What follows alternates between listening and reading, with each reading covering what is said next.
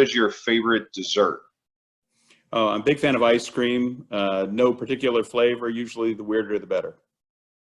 Awesome. And your least favorite food? You know, I have this theory when I go out to eat, which boy, we haven't done that in a while, have we?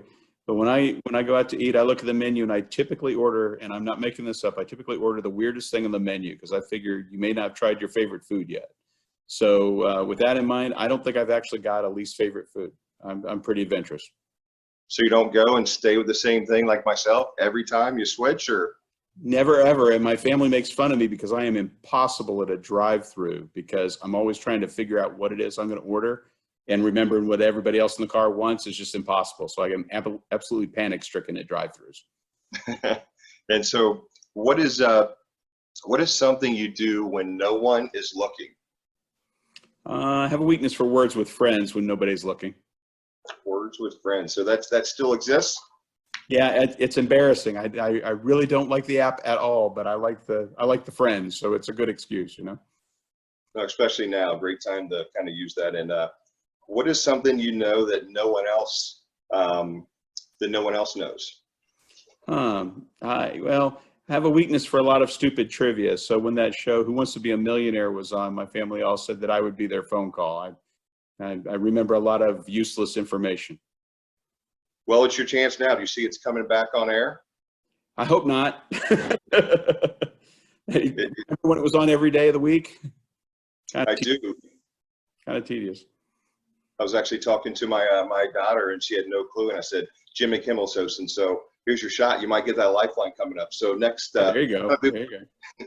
Moving to the next one. So, how do you describe yourself? You know, I think that I don't know, kind of a supportive person. I try to be supportive of those around me. And what would be your biggest fear? Oh, being unable to support my family, being able to take care of my team. Definitely, a time like this, you know, it's definitely tough. So I'm sure that they appreciate that in you. And what's the best thing that's happened to you this year? Wow. You know, one thing that's really been interesting is getting to watch the response of our people under the pandemic. You know, just getting to see that and seeing how well everybody has responded to it has been really encouraging. Feels like it's given me a lot of strength and kind of confidence in the future, which is a strange thing to say with so much uncertainty. No, that's good. I think, you know, being a leader now and making those plans definitely is difficult. And we have a lot of surprises right now, but what's the biggest surprise that you've ever had?